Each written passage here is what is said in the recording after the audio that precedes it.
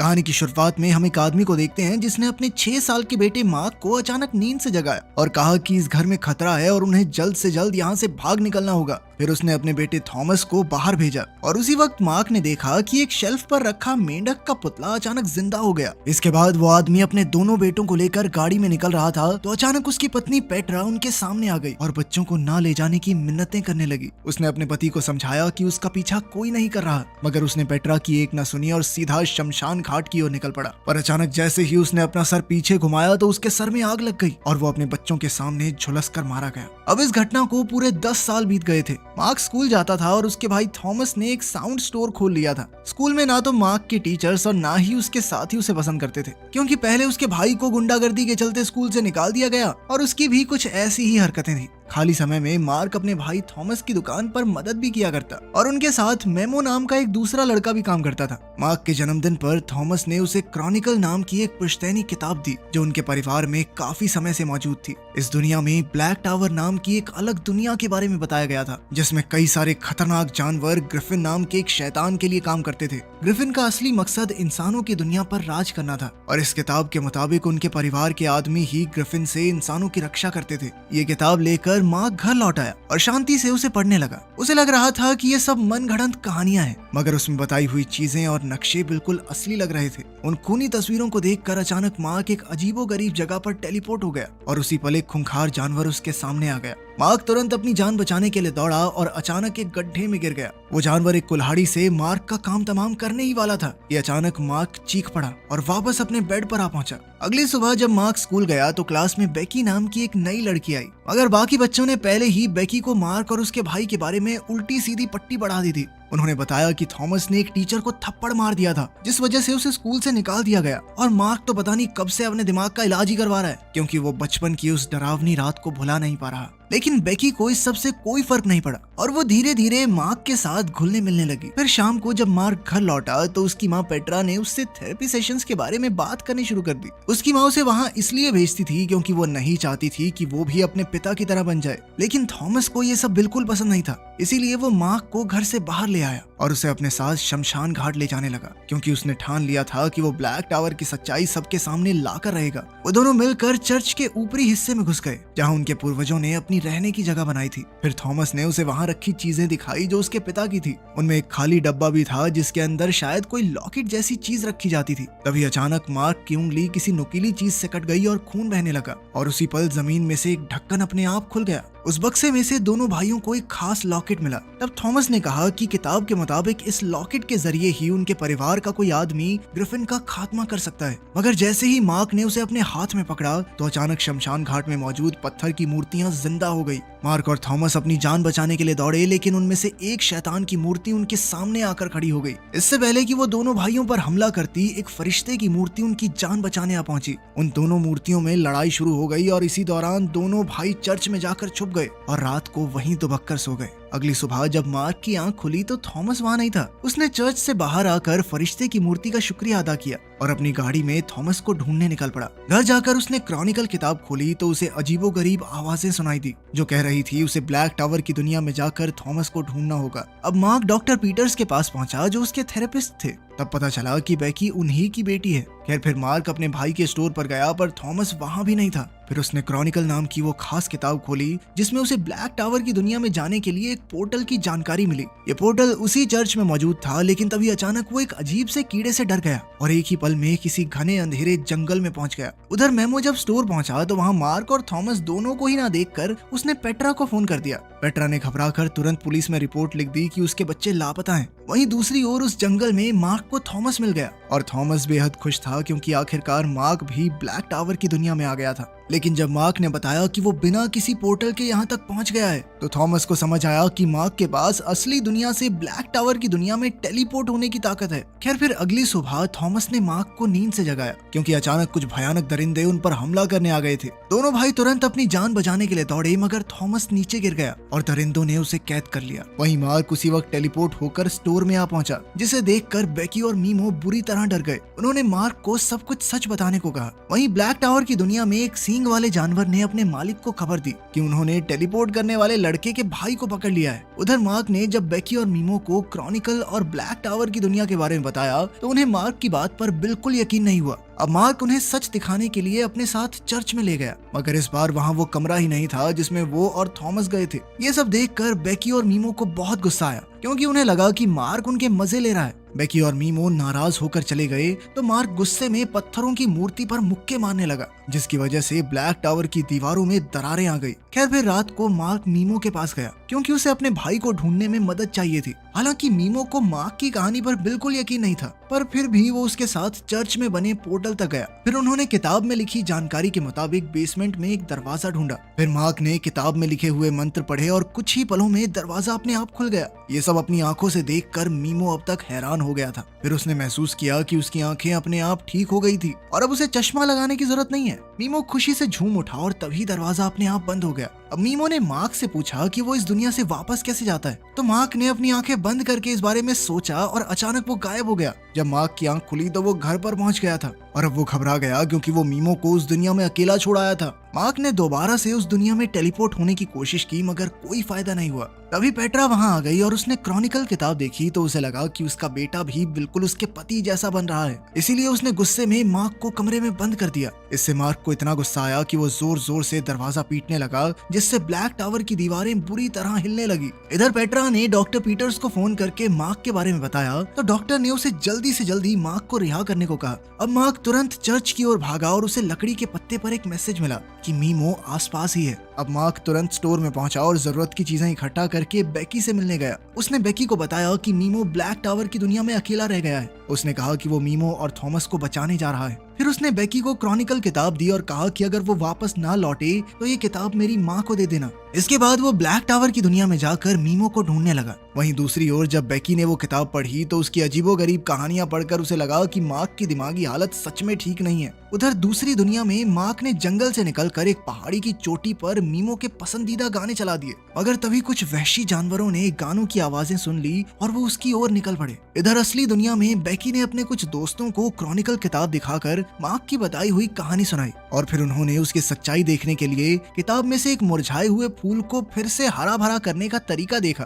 और उसे आजमाने का फैसला किया। इधर ब्लैक टावर में कैदी को पकड़कर ग्रिफिन की कुर्सी पर बैठाया गया। असल में ग्रिफिन खुद से नहीं बोल सकता था, बल्कि वो किसी इंसान के जरिए अपनी सारी बातें कहता। उसने कैदी की पीठ में अपने खंजर जैसे नाखून चुभाए और फिर कैदी ग्रिफिन के मन की बातें बोलने लगा। उधर मार्क मीमो को ढूंढ रहा था, पर इससे पहले उन वहशी जानवरों ने मार्क को देख लिया तो उसे तुरंत ही वहां से भागना पड़ा। भागते हुए उसके सामने एक अजीबोगरीब आदमी आया जो पूरी तरह से फटे पुराने कपड़ों में लिपटा हुआ था। उस आदमी ने मार्क के चेहरे पर अजीब सा लिक्विड लगाया और उसे अपने साथ एक खुफिया गुफा में छुपा दिया। वहीं दूसरी ओर बेकी ने किताब के बताए तरीके के मुताबिक मुरझाए हुए फूलों पर पानी छिड़का और अपने दोस्तों के साथ बड़ी आस लगाकर उसके खिलने का इंतजार करने लगी, मगर ऐसा कुछ भी नहीं हुआ। इससे निराश होकर बेकी ने चर्च में बने पोर्टल को खोलने की आखिरी कोशिश करने का फैसला किया और तब जाने से पहले उसके दोस्त ने फूल को पानी के ग्लास में डाल दिया। उधर ब्लैक टावर की दुनिया में जानवरों के जाने के बाद उस आदमी ने अपना नकाब हटाया और मार्क को बताया कि वो मीमो है। दरअसल असली दुनिया में जब एक दिन बीतता है तो उतने समय में यहाँ कई हफ्ते बीत जाते हैं और इसी वजह से उसकी दाढ़ी मूंछ काफी बड़ी हो गई थी। खैर इसके बाद मीमो और मार्क थॉमस को ढूंढने के लिए आगे बढ़े तो उन्हें कुछ कैदियों का कारवां दिखाई दिया। तभी उन्होंने देखा कि थॉमस भी उनमें से एक था, मगर अभी वो उसकी मदद नहीं कर सकते थे, वरना वो खुद भी दबोचे जाते। पर तभी उन जानवरों की नजर उन दोनों पर पड़ गई और वो अपनी जान बचाने के लिए भागे। भागते भागते वो एक पहाड़ी की चोटी पर आ गए जिसके आगे खाई थी। इधर असली दुनिया में बेकी और उसके दोस्तों ने क्रॉनिकल के हिसाब से सारे मंत्र पढ़े और पोर्टल को खोलने की कोशिश की, मगर दरवाजा नहीं खुला। उधर मार्क और मीमो पकड़े जाने वाले थे कि मार्क ने अपनी काबिलियत पर भरोसा किया और मीमो को लेकर खाई में कूद गया, जिसके बाद वो सीधा मार्क के कमरे में टेलीपोर्ट हो गए। उनकी आवाज सुनकर पेट्रा दौड़ती हुई वहां आई। खैर मार्क ने बेकी को फोन करके वो किताब लाने को कहा। उधर बेकी के कमरे में वो फूल फिर से खिल चुका था और उसके अंदर से एक जहरीला बिच्छू बाहर आ गया। खैर अगले दिन से मार्क और मीमो थॉमस को बचाने का प्लान बनाने लगे। अब मीमो उस दुनिया के बारे में काफी कुछ जान चुका था। उसने बताया कि उसने एक तालाब किनारे एक झोपड़ी बनाई थी जहाँ अक्सर कैदियों का कारवां रुकता है। वहीं ग्रिफिन के चेलों ने उसे खबर दी कि इस दुनिया से दूसरी दुनिया में टेलीपोर्ट करने वाला लड़का एक बार फिर से भाग निकला। ये खबर सुन के ग्रिफिन को बहुत गुस्सा आया। उधर बेकी की आंख खुली तो वो उस फूल को फिर से खिला हुआ देखकर हैरान रह गई। उस उस वक्त वो जानलेवा कीड़ा उसे काटने ही वाला था कि वो जैसे तैसे बच गई और फिर उसने वो किताब अपने पिता को दे दी क्योंकि उसे मार्क की सारी बातें झूठी लगने लगी थी। जब उसने स्कूल में मार्क को इस बारे में बताया तो मार्क को बहुत ज्यादा गुस्सा आ गया। उधर जब बेकी के पिता डॉक्टर पीटर्स ने वो किताब पढ़ी तो उन्होंने पेट्रा के पास जाकर कहा कि उसके बेटे की दिमागी हालत ठीक नहीं है। ये सुनकर तो पेट्रा ने मार्क को पागल खाने में भर्ती करवाने का फैसला कर लिया। कुछ ही समय में उनके घर पर एम्बुलेंस और पैरामेडिक्स मार्क को लेने आ पहुंचे, लेकिन मार्क उनसे बचकर भाग निकला और सीधा चर्च जा पहुंचा। वहाँ मीमो पहले से ही उसका इंतजार कर रहा था, लेकिन जल्द ही पैरामेडिक्स वहाँ भी आ गए तो उन दोनों ने मिलकर उनका मुकाबला किया। तभी अचानक एक नकाबपोश आदमी वहाँ आया और एक एक पैरामेडिक को बुरी तरह पीटा, जिस वजह से उनमें से एक की मौत ही हो गई। इस सब में मार्क और मीमो किसी तरह बच निकले। कुछ ही पलों में पेट्रा चर्च पहुंची तो उसने मार्क को चर्च से बाहर आते देखा और उसके कपड़े खून से सने हुए थे। उसी वक्त हम देखते हैं कि मीमो और मार्क तो टेलीपोर्ट होकर ब्लैक टावर की दुनिया में पहुंच चुके थे। मीमो मार्क को अपनी बनाई झोंपड़ी की ओर ले गया। वहीं असल जिंदगी में डॉक्टर पीटर्स ने घर आकर बेकी को बताया कि मार्क ने एक पैरामेडिक की जान ले ली है, इसीलिए उसने बेकी को सीधे तौर पर कहा कि मार्क से मिलने की कोई जरूरत नहीं है। इधर बेकी अपने कमरे में गाने सुनते हुए जमीन पर लेट गई। उसी पल ब्लैक टावर में बारिश शुरू हो गई तो मीमो बुरी तरह घबरा गया। असल में जमीन में लगे फूलों पर पानी पड़ने से उनमें से जहरीले बिच्छू निकल रहे थे। अब मार्क और मीमो दोनों अपनी जान बचाने के लिए दौड़े। वहीं दूसरी ओर बेकी पर भी वैसे ही बिच्छू ने हमला कर दिया और उसके मुंह में घुस गया। उसने बड़ी मुश्किल से बिच्छू को बाहर निकाला और उस पर नमक छिड़क कर काम खत्म किया। उधर मीमो और मार्क भी बिच्छुओं से बचते हुए एक पहाड़ी पर आ पहुंचे। जब सुबह हुई तो सभी बिच्छू उनकी आंखों के सामने ही राख में बदल गए। उधर बेकी ने अपने पिता के कमरे से क्रॉनिकल ढूंढी क्योंकि अब उसे मार्क की कहानी पर यकीन हो गया था। वो किताब लेकर सीधा पेट्रा के पास पहुंची। उधर मीमो और मार्क चलते चलते पहाड़ों में बने एक तालाब पर आ पहुंचे। इधर धरती पर जब बेकी के पिता घर आए तो उन्होंने अपने खून से सने कपड़े निकाल कर जला दिए। तब ये खुलासा होता है कि डॉक्टर पीटर्स ने ही मार्क का भेष बनाकर चर्च में पैरामेडिक की हत्या की थी। इसके बाद हम देखते हैं कि ग्रिफिन के महल में एक बिना चेहरे का राक्षस आया, जिसने कहा कि उसने मार्क को इंसानी दुनिया में जाने से रोकने की पूरी कोशिश की, मगर वो नाकामयाब रहा। उधर मार्क ने मीमो की झोंपड़ी देखी तो वो उसकी मेहनत से काफी खुश हुआ। उस झोंपड़ी की छत से वो इस रास्ते से गुजरने वाले हर एक कारवां पर नजर रख सकते थे। वहीं दूसरी ओर बेकी ने पेट्रा को सब कुछ बता दिया। वहाँ एक डिटेक्टिव भी मौजूद था और उसे भी लगा कि इस वक्त शहर में बहुत अजीबोगरीब घटनाएं हो रही हैं। बेकी ने उन दोनों को मार्क के पूर्वजों की पूरी कहानी सुनाई, पर तभी उसे एहसास हुआ कि वो अपना बैग अपने ही दोस्त की गाड़ी में भूल गई थी और उसके बैग के अंदर ही वो किताब थी। वहीं ब्लैक टावर की दुनिया में मार्क और मीमो रात को आग जलाकर आगे के प्लान के बारे में सोच रहे थे। मार्क ने कहा कि वो उन माइंस में जा सकता है जहां सभी कैदियों से मजदूरी करवाई जाती है। वहां वो थॉमस को ढूंढकर टेलीपोर्ट होकर घर चला जाएगा। इसके बाद मीमो इस दुनिया में मौजूद पोर्टल के दरवाजे तक जाएगा और मार्क धरती पर मौजूद पोर्टल खोलेगा जिससे वो भी बाहर आ जाए। लेकिन सबसे पहले उसे अपनी मर्जी से टेलीपोर्ट होने की प्रैक्टिस करनी पड़ेगी। उसी वक्त हम देखते हैं कि ब्लैक टावर से एक आदमी संदेश लेकर डॉक्टर पीटर्स के घर पहुंचा और उसे मार्क के ब्लैक टावर में होने की खबर थी। उस आदमी के जाने के बाद डॉक्टर पीटर्स जब बेकी के कमरे में गया तो बेकी वहां थी ही नहीं। तब उसने कमरे की धूल इकट्ठा की और उसे चख कर बेकी के पूरे दिन के बारे में जान लिया। उसे पता चला कि इस वक्त बेकी एक पार्टी में है जहां वो अपना बैग लेने गई थी।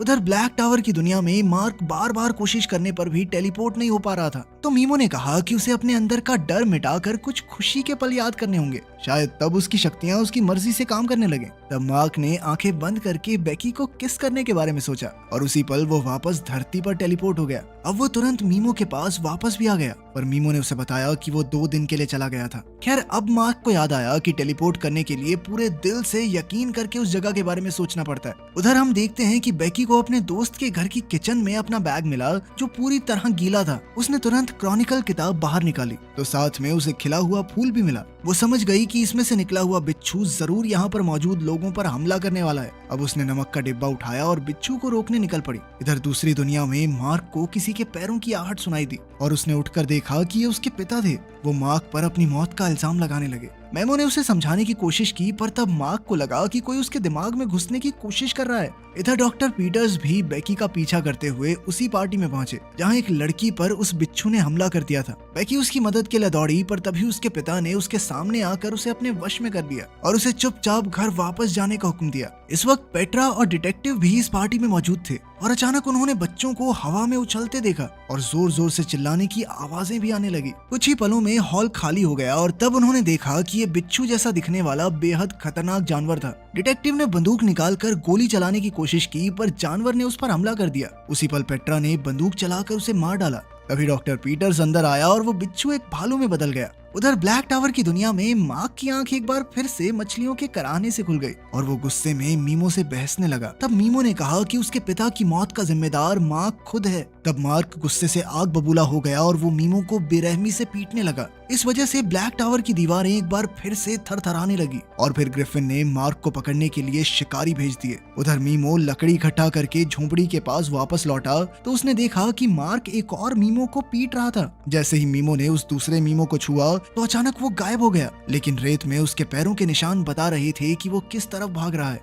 मीमो ने उसी दिशा में पीछे से एक लकड़ी फेंकी जो सीधा उस बहरूपिये को जा लगी और वो अपने असली रूप में आ गया। फिर उन दोनों ने मिलकर उसे एक जगह पर बांध दिया। जब मीमो और मार्क ने उसे आग लगाने की धमकी दी तो उस बहरूपिये ने बताया कि वो ग्रिफिन का एक जादूगर है और उसके पास लोगों को असलियत में वही दिखाने की ताकत है जो वो देखना चाहते हैं। उसने ये सब ग्रिफिन के कहने पर किया था। तभी अचानक उन्हें किसी के आने की आवाज सुनाई दी। उधर धरती पर शहर के लोगों को पार्टी में हुए हादसे के बारे में पता चला, लेकिन ये कोई नहीं जानता था कि सर्कस का भालू पिंजरे से बाहर आया कैसे। लेकिन सच तो डिटेक्टिव और पेट्रा ही जानते थे कि असल हमला तो एक बिच्छू ने किया था। अब डिटेक्टिव ने पेट्रा को अकेले में ले जाकर बताया कि जब उसका पति आग में झुलसकर मर गया था तो उन्हें उसके शरीर का कोई नामो निशान नहीं मिला। उस वक्त भी असली मुजरिम डिटेक्टिव के सामने आया था और वो कोई आम इंसान नहीं था और आज फिर से उस अजीबोगरीब बिच्छू ने हमला किया था। डिटेक्टिव ने कहा कि असली सच की तह तक जाने के लिए उन्हें उस किताब को ढूंढना होगा। उधर मार्क और मेमो कैदियों के कारवां का पीछा करते हुए उस माइन तक आ पहुंचे जहां सभी कैदी मजदूरी करते थे। तभी हॉर्न कमांडर ने माइन में आकर खबर दी कि उनका मिशन नाकामयाब रहा तो उसे माइन में टार भरने का हुक्म दे दिया गया। इधर मार्क ने कैदियों में से थॉमस को ढूंढने के लिए गाने चलाए और गाना सुनते ही थॉमस ने हाथ उठा लिया, लेकिन उसी वक्त सींग वाले सिपाही उसे उठाकर गहरी माइन में ले गए। अब मार्क ने मीमो से कहा कि उन्हें रात होने का इंतजार करना चाहिए। रात होने पर उन दोनों ने एक दूसरे को अलविदा कहा और जब मीमो गार्ड को डिस्ट्रैक्ट करने में लगा हुआ था तो मार्क टेलीपोर्ट हो गया। मार्क ने अपने भाई को ढूंढ निकाला, लेकिन तब उसे पता चला कि माइन में भरा हुआ टार उसकी टेलीपोर्टेशन को रोक रहा था। तब थॉमस ने उसे बताया कि ग्रिफिन का असली मकसद तो मार्क तक पहुंचना है और थॉमस को इसी काम के लिए इस्तेमाल किया गया था। दरअसल ग्रिफिन अब इंसानों की दुनिया तक पहुंचने के लिए मार्क की शक्तियों का इस्तेमाल करने वाला था। उसी वक्त मीमो पोर्टल की तरफ भागने लगा और सींग वाले सिपाहियों की फौज को अपने पीछे लगवा लिया। वहीं दूसरी ओर दोनों भाई आपस में लड़ने लगे कि ग्रिफिन का सामना कौन करेगा। तब मार्क अपनी शक्ति दिखाते हुए गुफा की दीवार में अपने पिता के उसी खास लॉकेट की ताकत से छेद कर देता है। दोनों भाई तो वहां से भाग निकले, लेकिन बेचारा मीमो गलत फंस गया। उन वहशी सिपाहियों का सामना करते हुए उसके हाथ की उंगलियां तक कट गई। उसी वक्त मार्क और थॉमस वहां पहुंचे और उन्होंने सिपाहियों को मारकर घायल मीमो को बचाया। उधर जब ग्रिफिन को उन तीनों के भागने का पता चला तो वो गुस्से में आग बबूला हो गया और वो भी जल्द से जल्द उस पोर्टल तक पहुंचने की कोशिश में लग गया। लेकिन जैसे ही तीनों लड़के बिल्कुल पोर्टल के दरवाजे पर थे तो थॉमस ने अचानक मार्क से वो लॉकेट मांगा। जब मार्क ने इससे इनकार कर दिया तो थॉमस ने जबरदस्ती वो लॉकेट उससे छीन लिया। तभी ग्रिफिन भी उड़कर उनके पास आ पहुंचा। वहीं असल दुनिया में डिटेक्टिव और पेट्रा बेकी को उसके घर से बाहर ले जा रहे थे, जबकि डॉक्टर पीटर्स ऐसा नहीं होने देना चाहते थे। उधर मार्क होश में आया और धुएं में थॉमस की आवाज सुनी। उसने जल्दी से वो जादुई लॉकेट उठाया जो थॉमस ने फेंक दिया था और वो तुरंत समझ गया कि उसका भाई ग्रिफिन के कब्जे में है। इसी दौरान पेट्रा, डिटेक्टिव और बेकी पोर्टल खोलने की कोशिश करते हैं। ग्रिफिन मार्क को लड़ाई के लिए उकसाते हुए उसके अंदर के गुस्से को भड़काने लगता है, लेकिन मार्क ने अचानक अपने पिता की सलाह को याद करते हुए अपने आप को शांत किया और ग्रिफिन से लड़ने से इनकार कर दिया। जैसे ही पेट्रा ने वो पोर्टल खोला तो बेकी तुरंत मीमो को अपने साथ बाहर ले आई। जैसे ही मार्क ने ग्रिफिन को उसे गुस्से से देखते हुए पाया तो वो अपने लॉकेट से हमला करके उसे जख्मी कर देता है। अचानक हुए दर्द की वजह से ग्रिफिन ने थॉमस को नीचे गिरा दिया। दोनों भाई उसे घसीट कर पोर्टल तक लाए और फिर उसके चेहरे पर ही दरवाजा बंद कर दिया।